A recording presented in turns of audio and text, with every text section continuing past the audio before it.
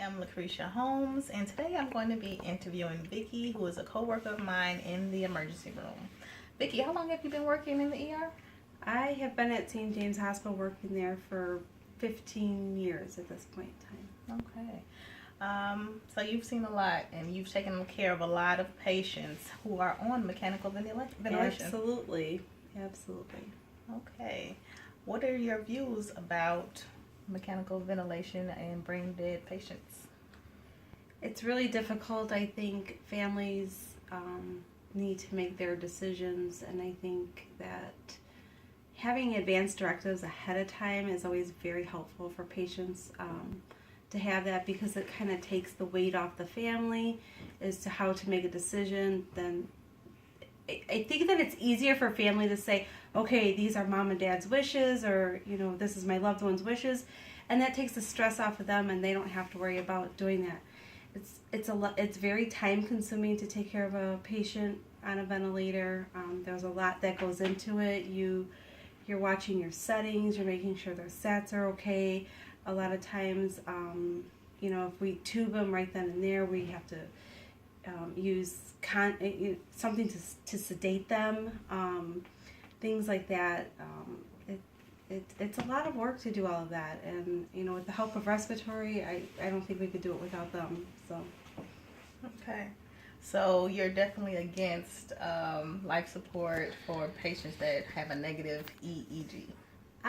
That's my own personal opinion. I mean, every family, every patient has their own views and their own beliefs as to what they would want done and how they want to do things. But as for me, if it was me, if I was brain dead, and I would not want to be sustained on life support, no. What do you think of the educational level of the families who are maintaining this life for their loved ones? Do you think they understand that their family member is they're not in a coma, but they are brain dead? No, because I think it's kind of a two-way situation. I mean, physically they're still alive, their heart is still beating, and they're still technically alive because their heart is still beating. Their brain is not functioning. The ventilator is obviously breathing for them, so they can't sustain life on their own without that mechanical ventilation. I think a lot of times the ventilators helps the family as their physical being, not realizing mentally that they're gone. Right. So it kind of provides them with a false hope. I think it does, and I think, I can understand why patients and families would want to do it maybe for a short period of time.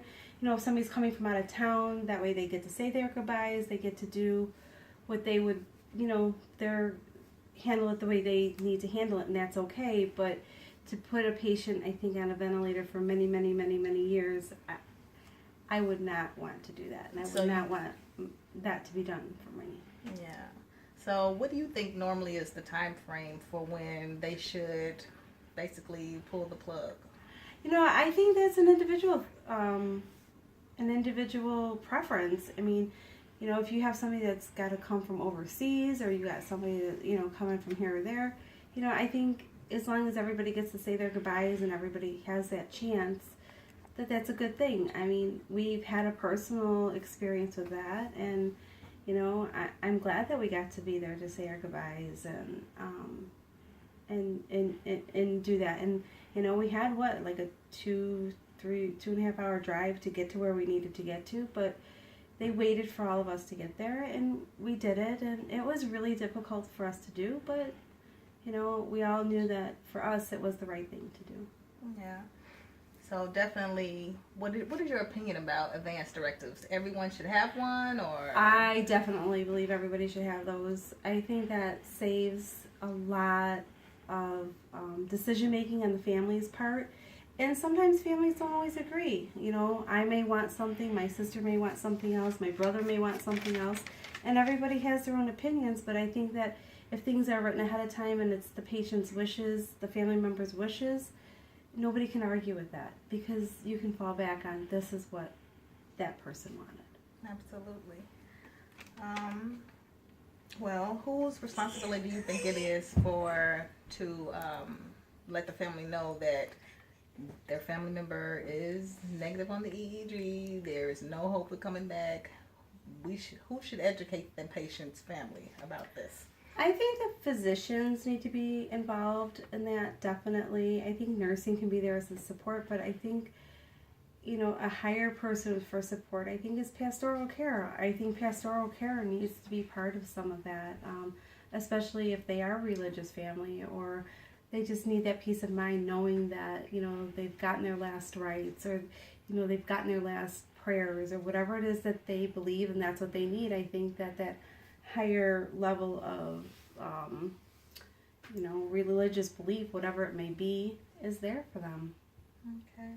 And finally, what is your opinion about the financial constraints and the financials involved with preserving the patient on mechanical ventilation? I think it's a very expensive thing. I think that patients need to. That's a really tough one because I don't know. I think it's a very big expense, and I think a lot of times the insurance companies end up paying a lot of money to sustain that life for, for how long, I don't know. And I don't know, that's kind of a tough one though. Okay. And in closing, how do you think that we can help educate families before they're in that position to have to make that? I think I do that a lot actually in the emergency room, especially if I have a very sick patient, or, somebody that's had a stroke in the past or has had some really horrific things. I'll tell them, go have your advanced directives done, have it notarized. That's a big thing. They need to get that stuff notarized. They need to have that all in writing, and, go to a lawyer, go to whoever it is that they need to go and see and get that done. I'm a big advocate for that. Okay. Well, thank you, Vicki, for your time, and this concludes our interview. You're welcome. Thank you.